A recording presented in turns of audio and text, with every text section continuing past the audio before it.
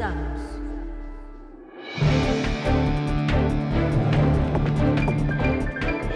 Sergio Aguayo y Ricardo Rafael. Mesa de análisis.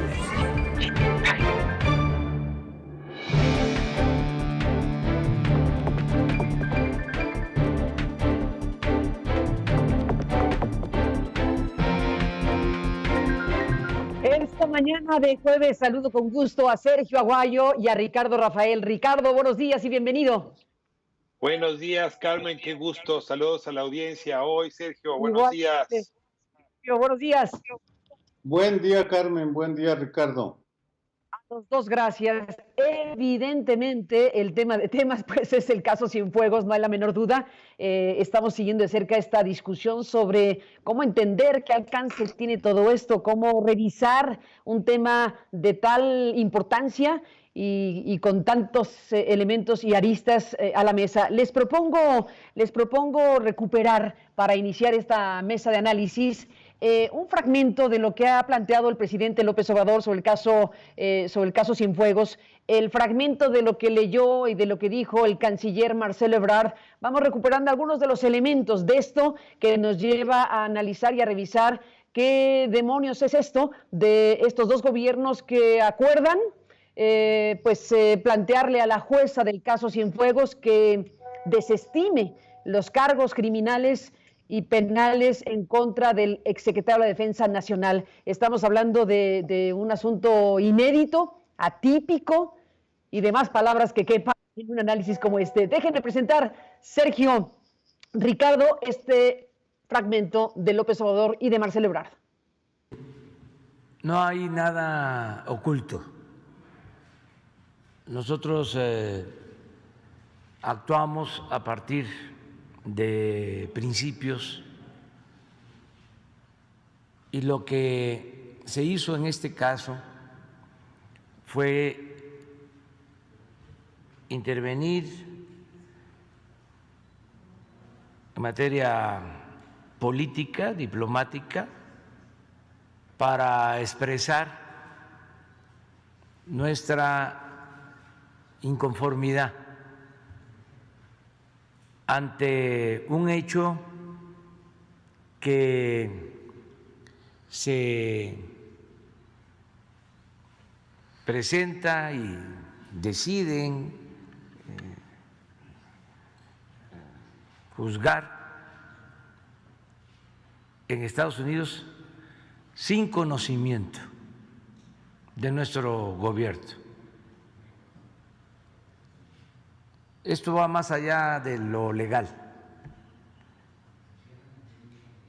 No quiere decir que no sea legal. Existe un acuerdo de colaboración suscrito años atrás en esta materia, pero no se hacía valer. Y fue en el caso que nos atañe violado, porque nosotros no tuvimos ninguna información.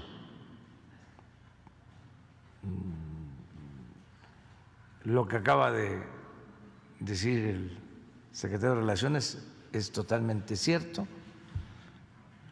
Recibe una llamada del embajador informando que habían detenido al general Cienfuegos y él me comunica. Aquí hemos hablado del tema, me preguntaron que si yo tenía conocimiento, hice mención a un comentario de la embajadora de México en Washington, pero totalmente informal,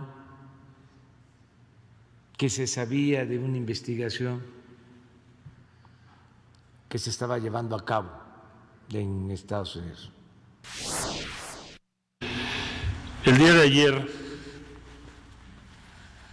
la Fiscalía General de la República, como es de su conocimiento, nos informó lo siguiente. después de celebrada la audiencia en Nueva York y acordada por la jueza a cargo en los Estados Unidos, se desestimaron los cargos presentados por el Departamento de Justicia de Estados Unidos en contra del general Cienfuegos. Fue trasladado a Nueva York, al aeropuerto, y de ahí a México.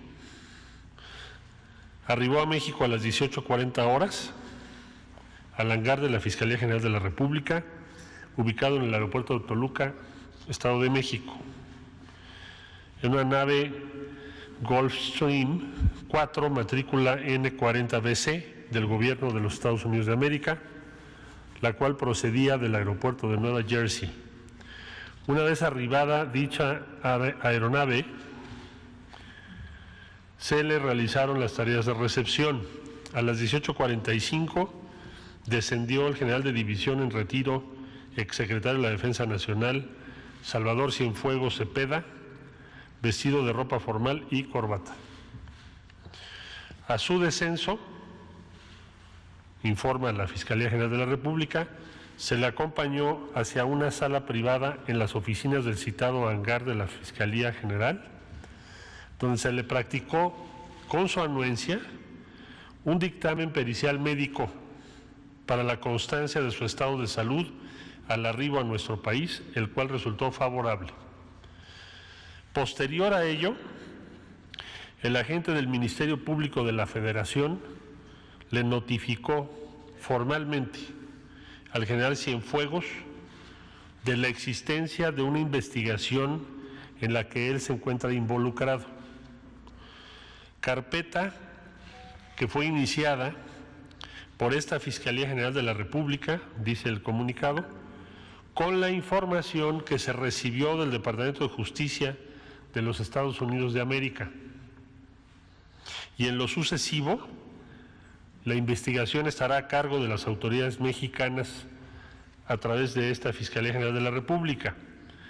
El general Cienfuegos se dio por notificado y proporcionó toda su información personal y de contacto, incluyendo domicilio y teléfono celular, donde puede ser localizado y citado para las diligencias a que haya lugar y ordene el Ministerio Público de la Federación, manifestando su total disposición de atender los requerimientos propios de la investigación.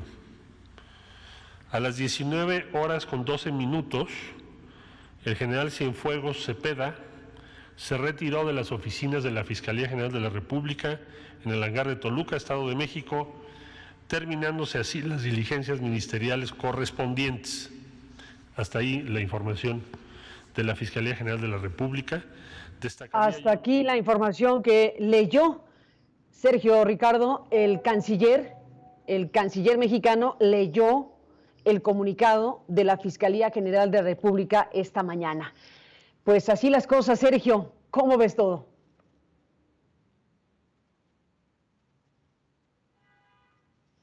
Sergio, ¿me escuchas? Sí, cómo no, mucho, muy bien. ¿Cómo ves todo? ¿Cómo ves todo este panorama? ¿Cómo entrarle al tema?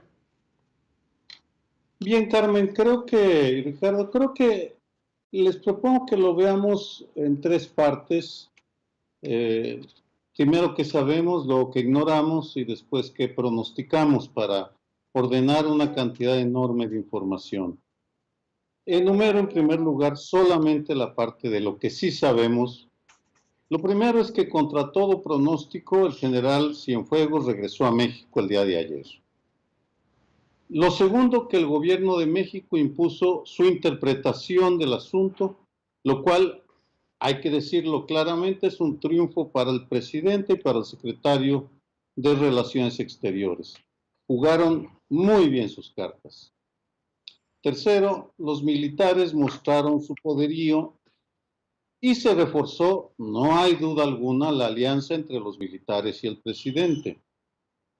Cuarto, el gobierno de Trump cedió o correspondió, eso se deja interpretación, con lo cual, y como suma de esta primera parte, se mantuvo el patrón de colaboración en materia de seguridad iniciado entre 1927 con un entendimiento informal entre Dwight Morrow, el embajador de entonces, y Plutarco Elías Calles.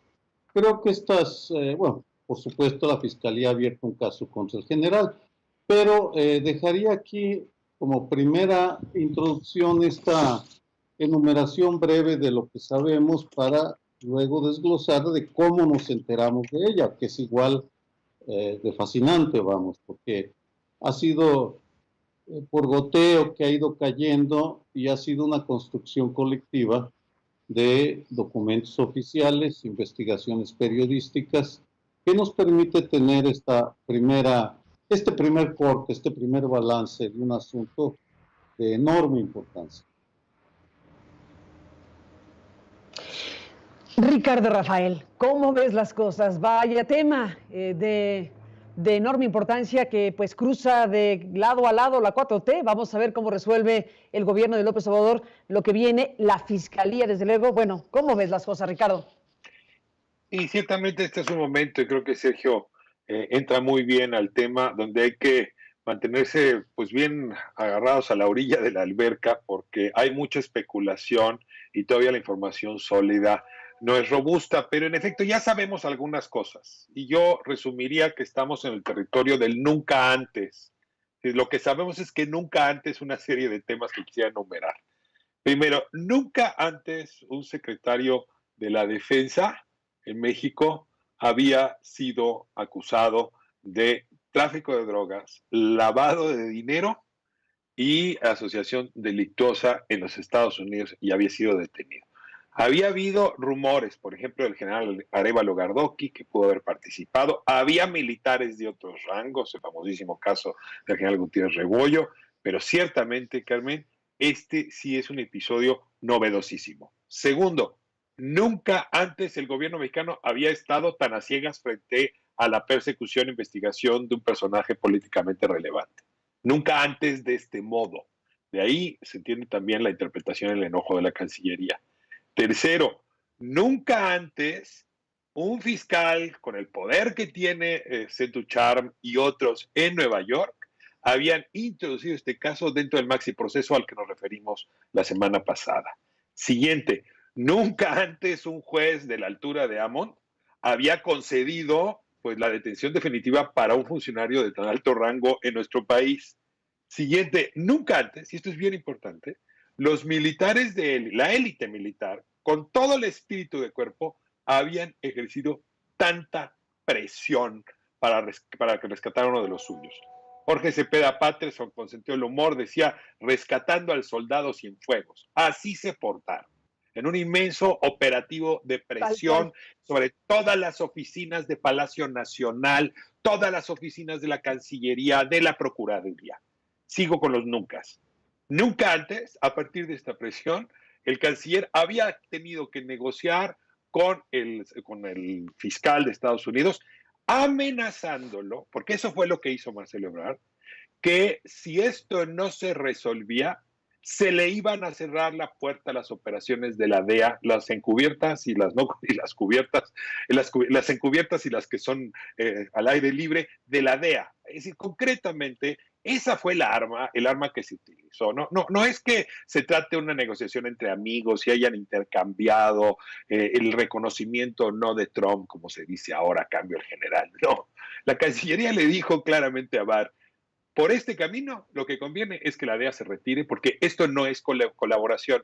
Y ahí es donde Barr recula y ocurren los dos nunca antes, que es la jueza Amon aceptando, desestimar las pruebas que el fiscal le había presentado, diciendo que esto ahora se debe resolver judicializando en México. Y la jueza Amon dijo, confío en que en México se va a continuar este proceso. Y concluyo con el nunca antes. Nunca antes la Fiscalía General de la República, recientemente estrenada, había tenido una bola de fuego tan grande. Ayotzinapa es grande, pero esta es inmensa. Porque la verdad, todo recae ahora en el fiscal Gertz Manero.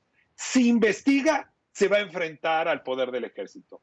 Y si no investiga, nos va a enfrentar al poder de los Estados Unidos. Válgame el dilema que tiene. Así es que todo esto conjunto Todo este conjunto sí nos dice que estamos ante una situación inédita, muy interesante para el análisis, digamos, de muchas aristas alrededor de la política bilateral en materia criminal, que ya Sergio y yo habíamos abordado en las dos ocasiones anteriores, Carmen.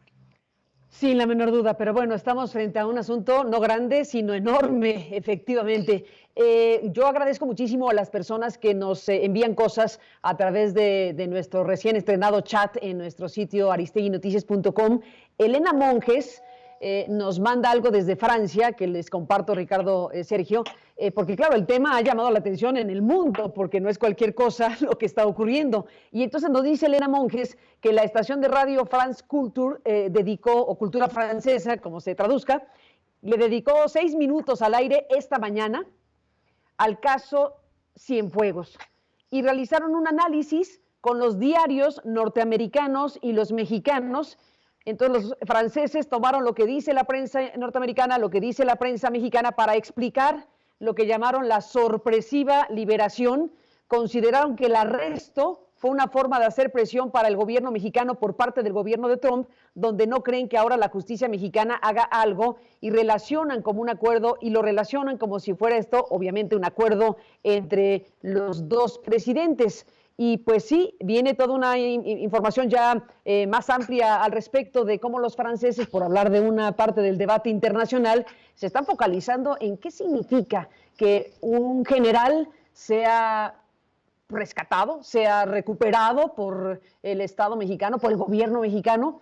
Bueno, a ver, déjenme para agregar al debate lo que dijo Monreal, el senador. Cuando habla de la incomodidad, cuando habla del disgusto de los militares y del secretario de la Defensa actual. Aquí va lo que dijo Monreal ayer. Sí, puede ser que esta detención de quien fuera el jefe de las Fuerzas Armadas recientemente pudo haber causado malestar, más que en la tropa, en la élite, es decir, en los capitanes, generales, tenientes coroneles. Yo creo que el secretario de la Defensa, por razón institucional, no, aunque él no expresó ningún comentario, pues obviamente en su interior no estaba de acuerdo con esa detención. Bueno, aquí queda el tema, Sergio, Ricardo, Sergio, la pregunta sería, ¿el ejército mexicano sugirió, presionó u obligó a el gobierno de Andrés Manuel López Obrador a esta negociación para rescatar, como diría Cepeda Patterson, al soldado Cienfuegos? Bueno, evidentemente es imposible que tengamos la respuesta ahora porque falta conocer detalles sobre el tipo de negociaciones, diálogos formales e informales en el Gabinete de Seguridad Nacional o en encuentros discretos entre el presidente y el secretario de la Defensa.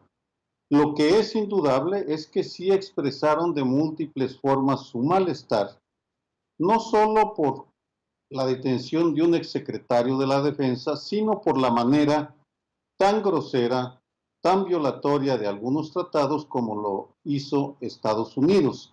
Luego podemos hablar de si es culpable o inocente, que es uno de los que tenemos que abordarlo, por supuesto, en esta mesa. En todo caso, yo lo dejaría en un lugar intermedio, Carmen. Simplemente las Fuerzas Armadas invocaron, déjame interpretar, todo lo que han hecho, están haciendo y pueden hacer por el gobierno de la 4T, siempre y cuando sientan que son correspondidos por el gobierno de la 4T, empezando por el presidente de la República, que de esta manera, con este comportamiento, ratifica su compromiso con las Fuerzas Armadas y fortalece una alianza que aumenta y aumentará el poderío ya muy grande de los militares en la vida política, económica de México.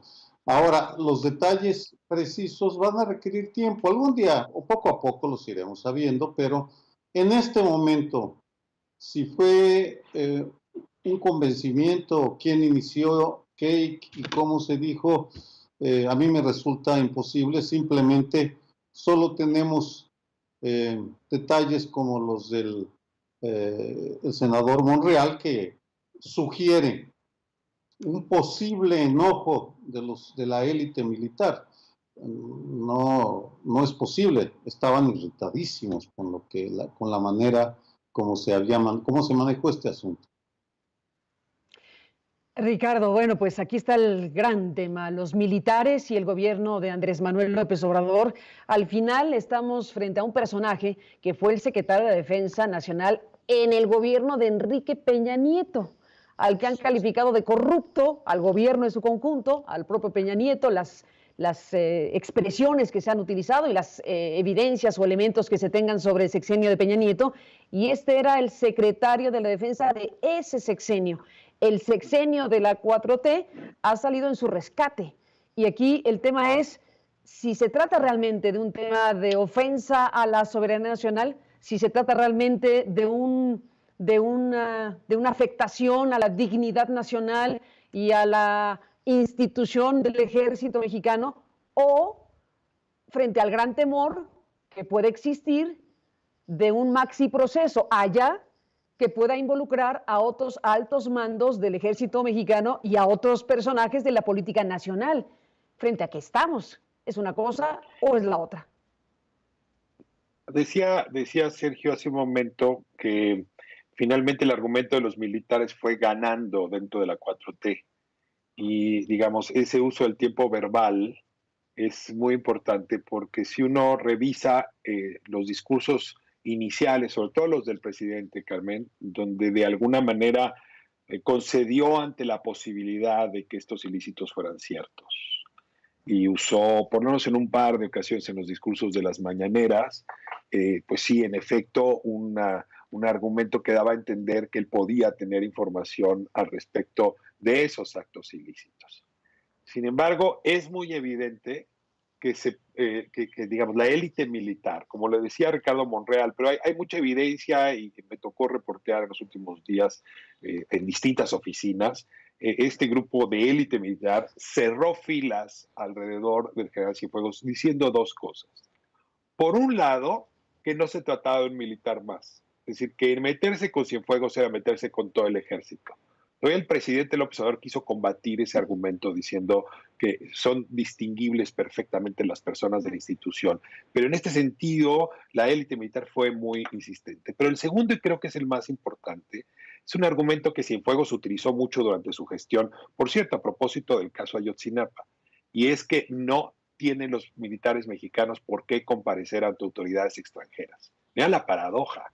Es decir, su peor pesadilla le ocurrió a él mismo. Y en ese sentido es donde el argumento empezó a permear, porque lo que decían los militares es, hoy es Cienfuegos, mañana es un expresidente, y ¿por qué no pasada mañana es un presidente de México? Están ustedes abriendo la puerta para que un fuero extranjero juzgue a personas políticamente relevantes. Y yo creo que esto caló muy fuerte al punto de convencer al gobierno mexicano de que tenía que usar la carta de la DEA para hacer que soltaran a Cienfuegos. Ahora, yo no cerraría el caso. Yo creo que sí hay mucha prisa por decir que el hecho de que esté en México el expediente ya es en sí mismo un carpetazo, porque si allá no se pudo con el ejército mexicano, ¿cómo se va a poder acá? Sin embargo, creo, y esto si quieren lo dejamos para más adelante, que lo que está en juego para la Fiscalía General de la República es demasiado. Si no puede Gers Manero de pronto archivar el expediente, tiene que hacer algo con ese expediente, y ahí es donde ahora cabe hacerse las preguntas pertinentes, porque estamos ante una nueva fiscalía fijando precedentes de cómo se va a comportar frente a los Estados Unidos en su cooperación, pero también frente al presidente, es decir, y frente al ejército. ¿Qué tanta autonomía puede tener realmente Gers Manero, o el presidente le va a conceder para celebrar esta investigación? Pues nos cuentas cosas importantes, Ricardo. Sin duda, este reporteo que hiciste, este trabajo de consulta con diferentes fuentes es muy importante, porque, bueno, al final de cuentas son estas dos patas argumentativas del ejército ante el presidente. Primero, la que menciona sobre que Cienfuegos no es un militar más, y que meterse con Cienfuegos es meterse contra todo el ejército mexicano. Déjame, me detengo aquí para escuchar a Sergio y luego vamos a la segunda parte que dices. Pero, a ver, ¿se puede de verdad aceptar que Cienfuegos representa, es el emblema del ejército y meterse con él es meterse con toda la institución? ¿Qué piensas de eso, Sergio? Carmen, en derechos humanos hay algo que se llaman casos paradigmáticos, que me parece un concepto útil para aplicarlo al caso que estamos discutiendo y para referirme a una reflexión aún nunca que mencionó Ricardo Rafael sobre la disposición de los cancilleres mexicanos a pelear con Estados Unidos. Está el caso de Álvarez Machain, aquel médico que fue acusado de mantener con vida a Enrique Kiki Camarena, agente de la DEA, para que resistiera las torturas.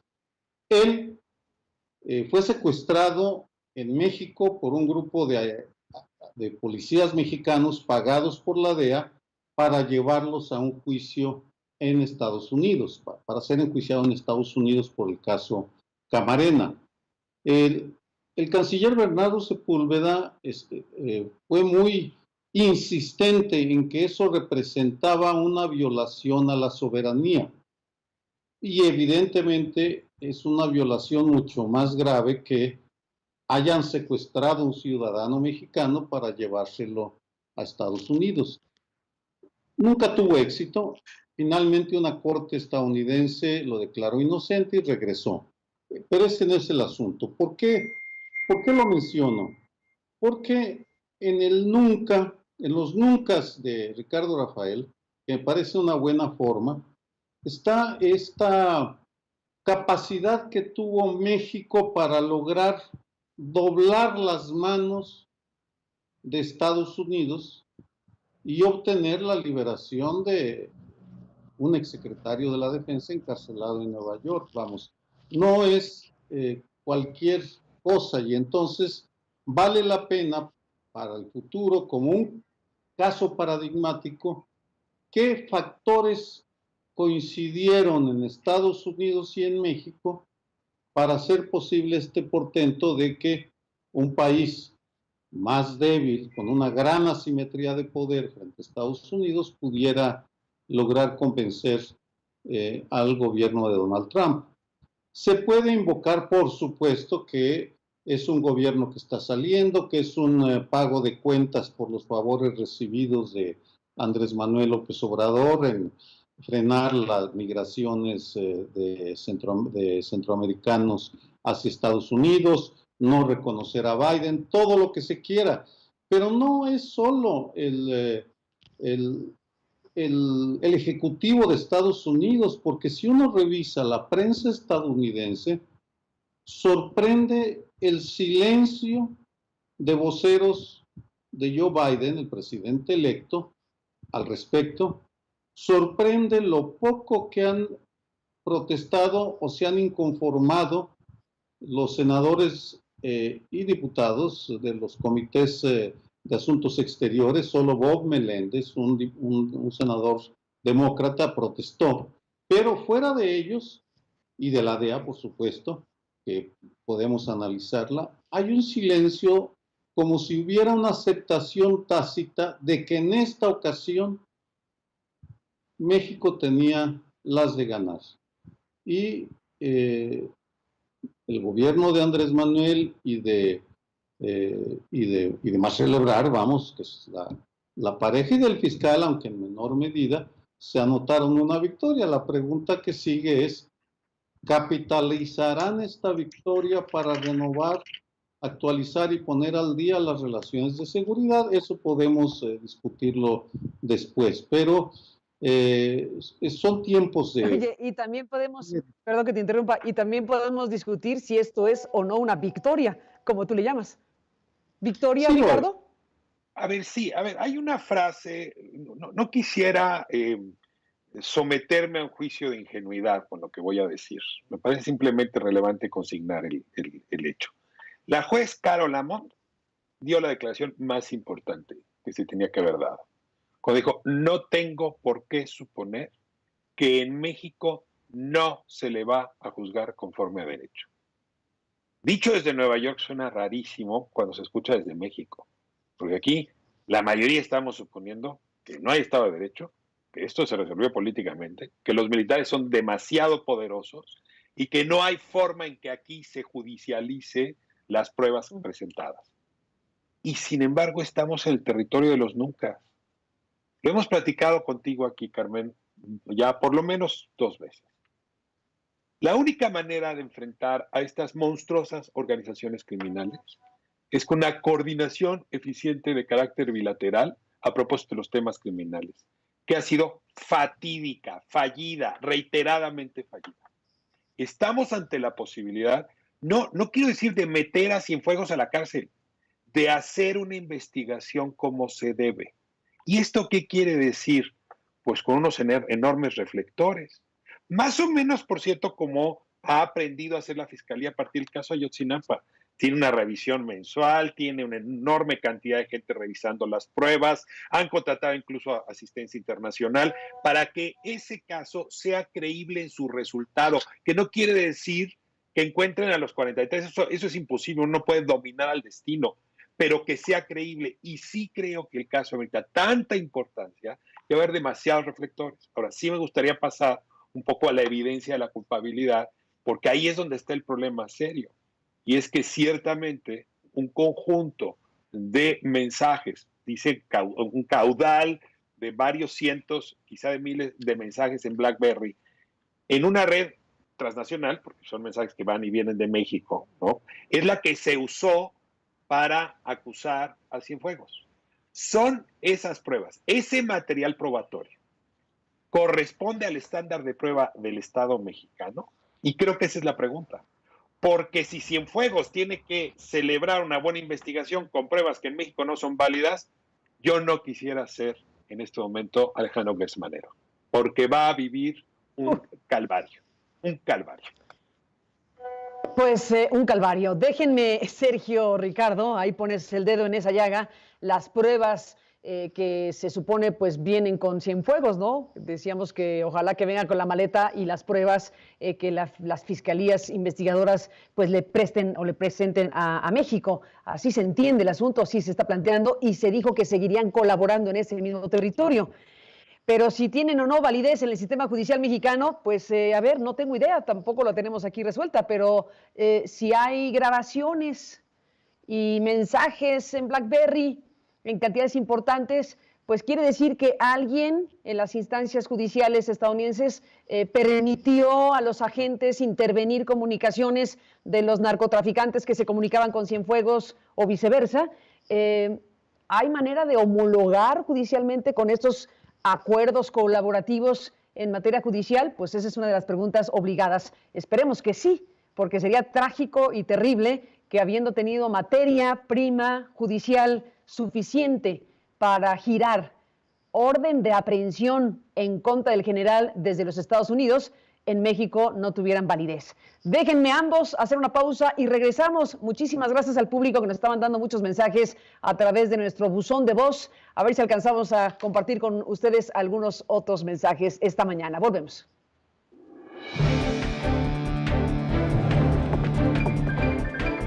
Sergio Aguayo y Ricardo Rafael.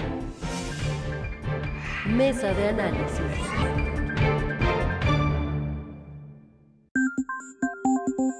Buzón de voz. Envíanos un mensaje de voz por WhatsApp al 5574 32 32 73, 5574 32 32 73. Incluye tu nombre y lugar donde vives. Tu opinión nos importa.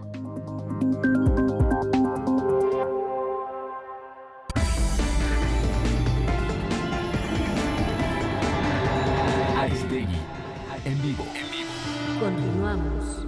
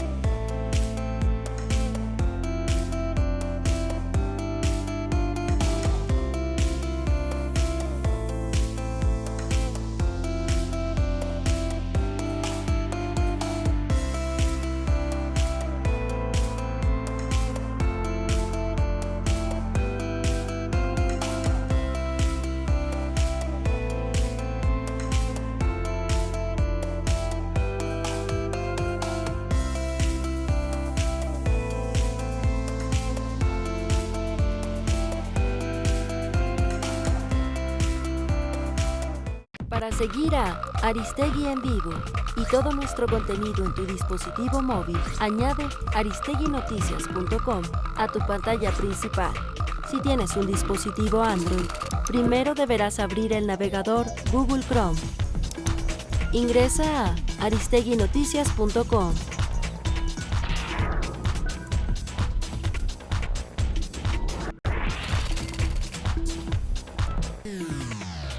Da clic en la opción Agregar a la pantalla de inicio. De esta, se agregará el icono de iNotice a la pantalla de tu dispositivo. Ahora tienes el acceso directo a la versión móvil de Aristegui Noticias. Desde cualquier medio, periodismo en libertad.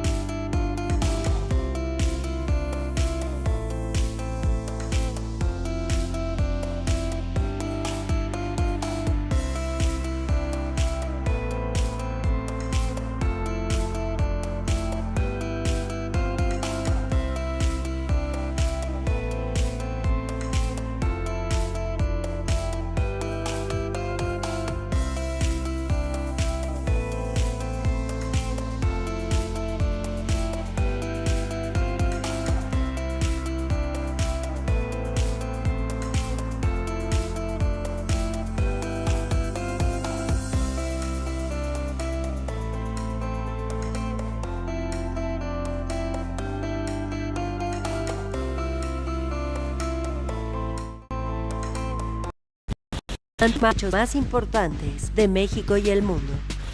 Síguenos en Instagram, @Aristegui_online. Y activa tus notificaciones para que no te pierdas el mejor contenido. Notas, videos, columnas, investigaciones especiales y más.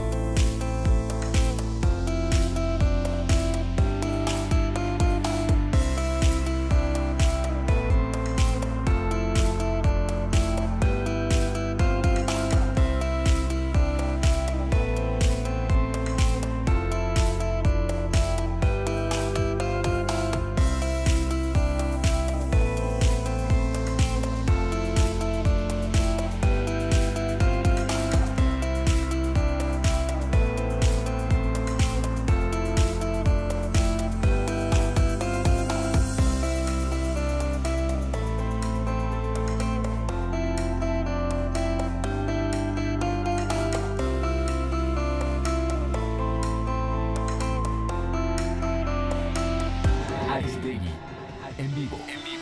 Regresamos. Buzón de voz. Buenos días. Mi opinión acerca del general Cienfuegos. Yo pienso que nuestro presidente lo está haciendo por algo.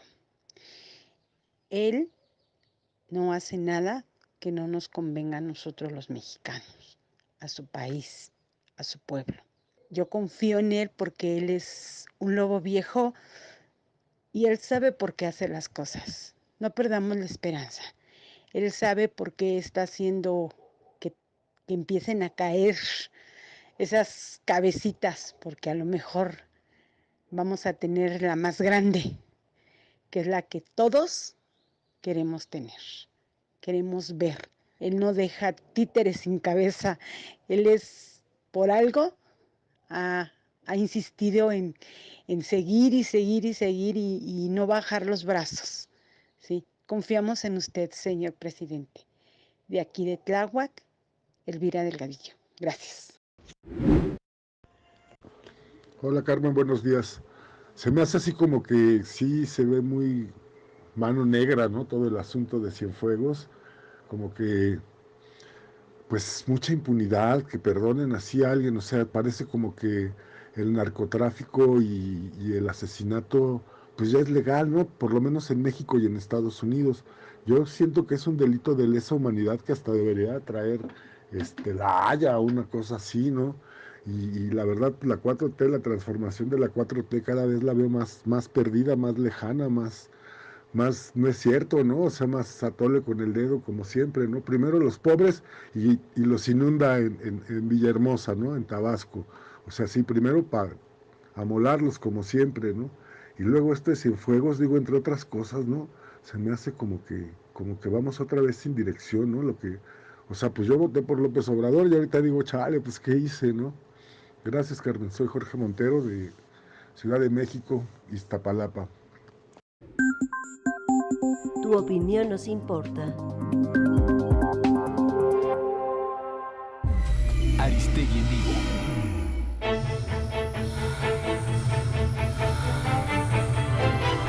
Lo mejor de Aristegui Noticias.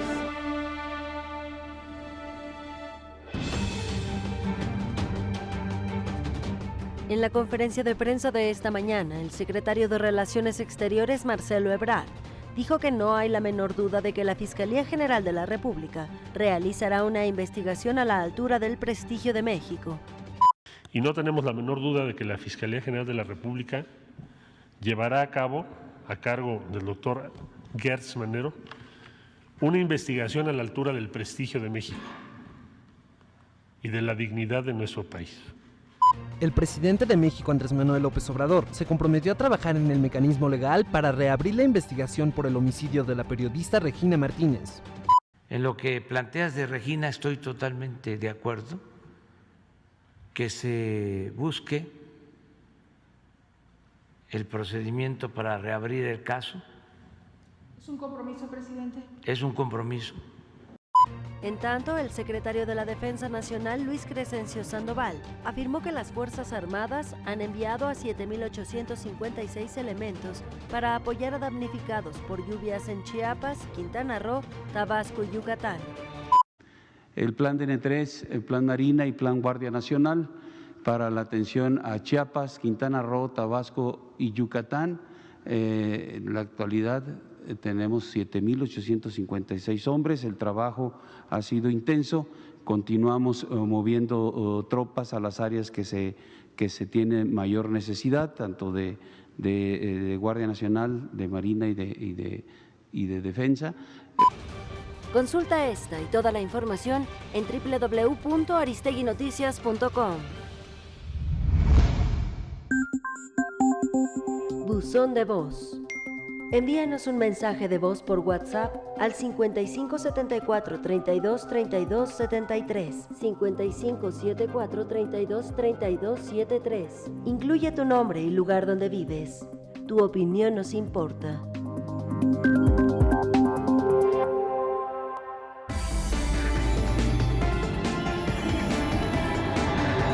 Aristegui en vivo.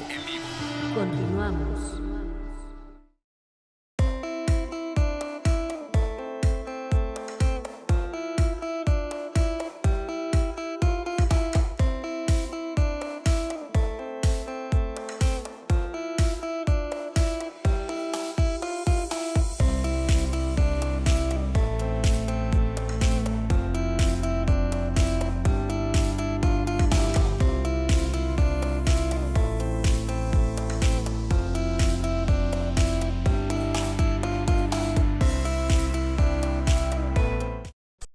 Entérate. Los mejores momentos. Aristegui en vivo. Entrevistas.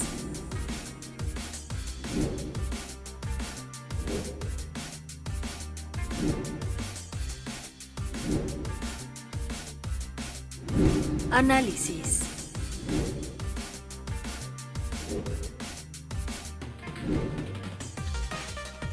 Debate.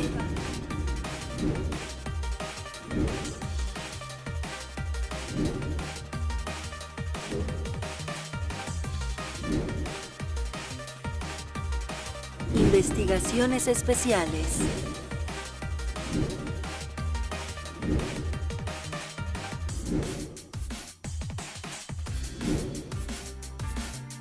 Último momento.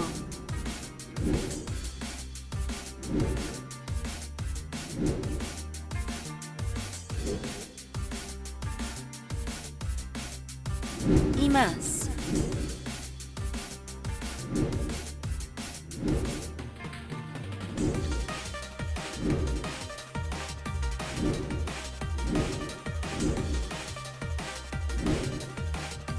Consulta la sección Entérate en www.aristeguinoticias.com.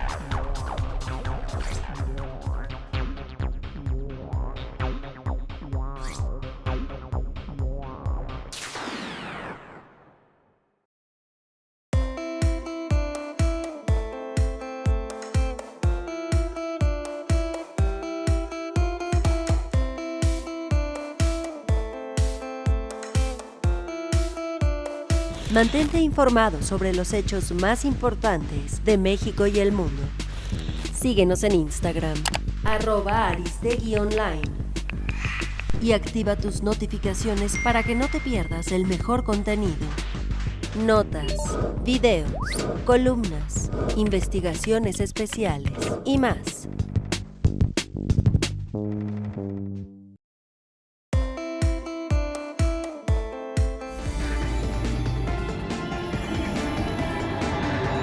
Aristegui, en vivo. Regresamos.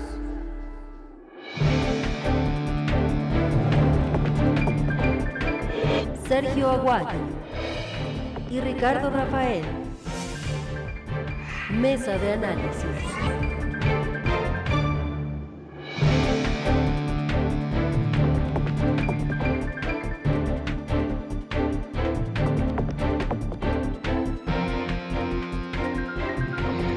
Bueno, pues regresamos esta mañana con Ricardo Rafael y con Sergio Aguayo.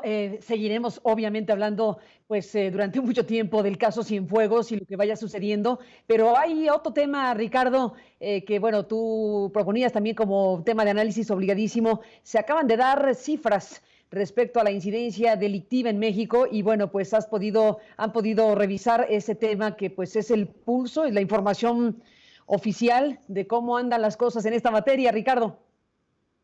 Sí, hoy en la mañana el subsecretario Mejía Verdeja dio los datos de incidencia delictiva de este año, que yo tomaría con mucha cautela, pues porque no solamente los malos hacen propaganda, a veces también los gobiernos necesitan hacer propaganda para legitimarse, y la verdad es que estos datos, Sergio me ayudará a descifrarlos, pues arrojan algo de confusión. Dicen, el conjunto de la incidencia delictiva disminuyó. 15 de los 18 delitos disminuyeron. Cuando uno se pregunta, ¿y cuáles son los que no disminuyeron? O en sentido inverso, ¿cuáles crecieron? Pues creció homicidio, que es el que no ha dejado de crecer ya desde hace muchos años en México, mes a mes. Creció feminicidio, ¿no? Y creció violencia intrafamiliar. Por cierto, estos homicidios, dice el presidente, crecieron en entidades donde hay disputa del crimen organizado. Aquí no hay novedad. Pues, la razón por la que tenemos una ola de homicidio tan grande, prolongada durante tantos años, es justamente porque las organizaciones criminales están disputando territorio y el homicidio es su principal herramienta para ganar territorio. Ahora, ¿cuáles disminuyeron? Dicen, no, pues robo a transeúnte, robo a casa habitación, robo en transporte, robo a vehículo. Pues sí, pero seamos claros, este año que yo sepa hubo pandemia.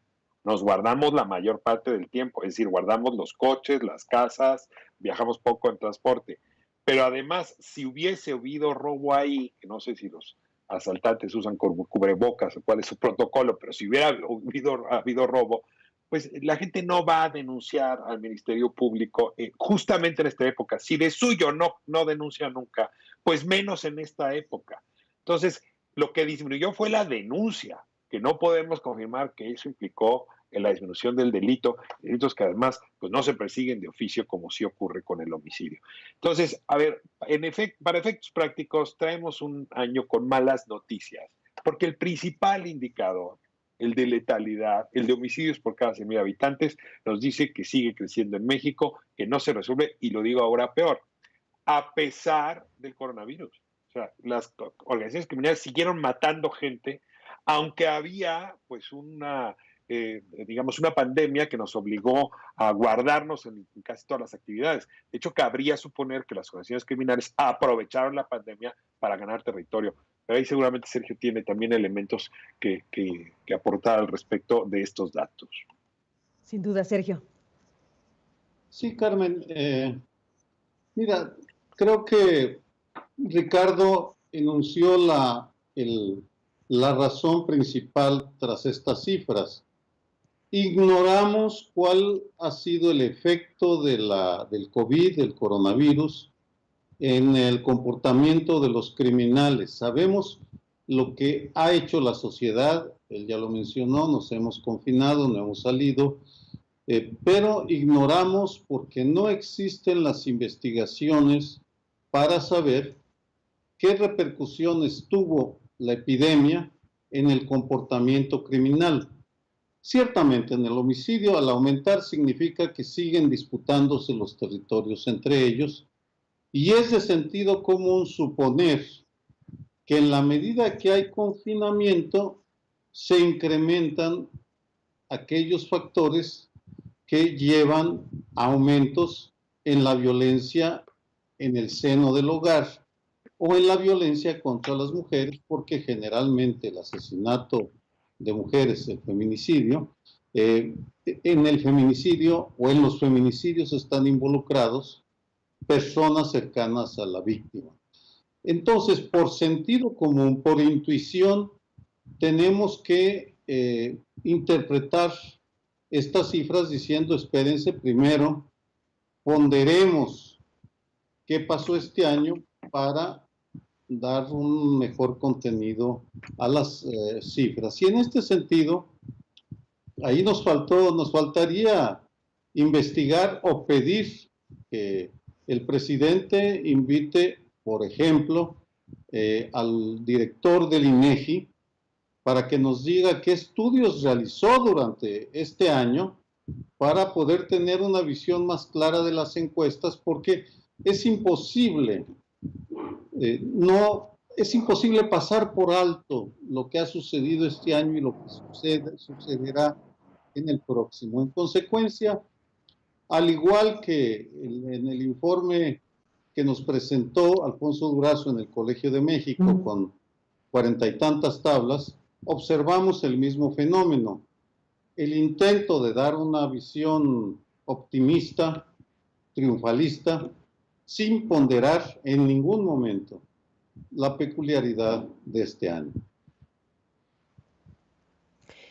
Déjenme agregar a lo que dice en este fragmento, ya lo dijo Ricardo, pero déjenme poner el fragmento de lo que dijo hace ratito Ricardo Mejía Verdeja, el subsecretario de Seguridad Pública. Bueno, esto fue parte de los números que presentó.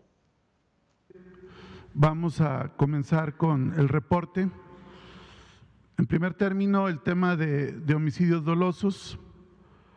Seguimos en la línea de contención. Se frenó el crecimiento exponencial que venía desde el 2015 a la fecha. Se frenó el crecimiento desde el inicio de la administración y seguimos en la línea de contención con un muy pequeño incremento del mes de septiembre al mes de octubre, con 2.944 homicidios dolosos al mes de octubre. Siguiente. Lo que es importante señalar es que está localizado los puntos de mayor incidencia de homicidio, es decir, no es un tema desde luego de todo el país, es un tema localizado en 12 puntos del rompecabezas que corresponde a todo el territorio nacional. Siguiente. Bueno, parte de lo que se está informando Ricardo y Sergio de este tema, pues sin duda importante. Y bueno, pues queda abierta la discusión también sobre cómo va evolucionando el tema de la incidencia delictiva en nuestro país. Así que seguiremos hablando, Ricardo, Sergio. Para cerrar esta mesa, nos quedamos pues con el tema Cienfuegos, con el tema de los delitos. Y bueno, cerremos la mesa con alguna idea adicional. Sergio, ¿cómo te vas? Mira, con 3 pronósticos muy breves. Primero, el Congreso de Estados Unidos organizará audiencias y hará investigaciones, aun cuando creo que el gobierno de Biden sí estará receptivo a una nueva propuesta mexicana. Segundo, y para reforzar la argumentación que hizo Ricardo Rafael, estoy convencido que la Fiscalía sí investigará al general y que, de encontrar elementos probatorios, lo encarcelarán, al menos por un tiempo. En ese sentido, adelanto otro pronóstico, actuarán muy rápido para que impacten las elecciones del 2021. Finalmente, creo que Marcelo va a explotar a fondo la carta de la relación con Estados Unidos y buscará renovar el acuerdo bilateral para combatir al crimen organizado con la tesis de la corresponsabilidad, es decir, es un problema conjunto. Si recordamos que Mario Delgado está en la presidencia de Morena, me parece que al día de hoy Marcelo Ebrard se posiciona muy bien, muy sólidamente como precandidato a las elecciones del 2024 por Morena. Qué adelantado, Sergio. Bueno, hay que hacer pronósticos, no hay que interpretar la realidad. ¿Cómo ves esto, Ricardo? Bueno, aquí hay un debate sobre eso. Es que, bueno, hay una opinión muy dividida realmente. Yo no comparto para nada que esto es una victoria de la diplomacia mexicana. Esa no es mi mirada. Desde luego respeto lo que está aquí planteando Sergio. Pero bueno, es multiinterpretable el acontecimiento Cienfuegos. Pero ya te fuiste hasta la cocina, Sergio, ahora sí, con Ebrard. No es que, vamos, no estoy expresando un deseo, estoy analizando una realidad y observando las tendencias. Y en ese sentido hago 3 pronósticos.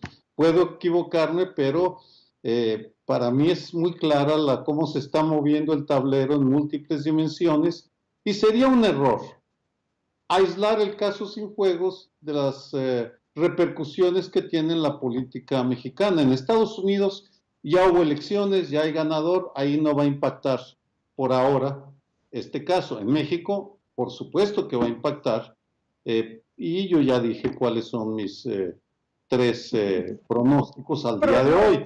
Ricardo Rafael, sí. ¿Cómo cierras esta mesa? A ver, sí es un tanto difícil hacer pronósticos cuando se cayó la nave, se estrelló, y todavía no se abre la caja negra. Estamos ante la caja negra. Y la caja negra es la valija diplomática donde enviaron o están enviando las pruebas. Es un sumario de 750 páginas y una cajota con una enorme cantidad de pruebas. Carmen, no sabemos, yo no creo que todavía el gobierno mexicano, quizás solo en la fiscalía, sepan la calidad, el estándar de prueba, como se dice, que hay en ese caudal. Si ahí hay una serie de comunicaciones BlackBerry que hacen referencia por un alias y que no es fácil ligar a ese alias con Cienfuegos, este caso va a caer y entonces los culpables de la nave habrán sido los que propiciaron impunidad. Si allá adentro nos entregaron material potente que en efecto no solamente vincule a Cienfuegos, es lo que tú dijiste hace un momento, a la red que habría participado en la protección de los intereses del H2 y otras organizaciones criminales, si de ahí se puede hacer un maxiproceso bilateral, esto va a ser un hitazo político que va a propulsar desde luego al presidente de la República y yo me atrevo a decir a la Fiscalía desde luego y hasta el Ejército si sabe deslindarse pero todo está en esa caja negra. Así es que mi deseo pues sería saber qué hay ahí adentro. No creo que vaya a ser fácil reportear la caja, por lo pronto en las próximas semanas, querida Carmen. Pero es una cosa o la otra, efectivamente. Aquí no va a haber medias tintas al final de cuentas por el tamaño de la historia. Así que bueno, seguiremos hablando, Sergio, Ricardo, a los dos, muchas gracias por estar esta mañana de jueves y nos escuchamos y vemos la próxima semana. Un abrazo, buenos días. Magnífico, Sergio. Igualmente, Gracias. a los dos gracias, buenos días y bueno, al público que ha seguido esta mesa de análisis y debate. Son las 10 de la mañana con 20 minutos, tiempo del centro de la República. Aquí está esta mesa de los jueves.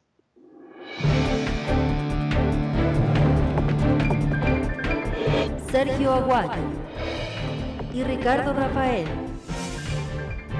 Mesa de análisis. Aristegui en vivo.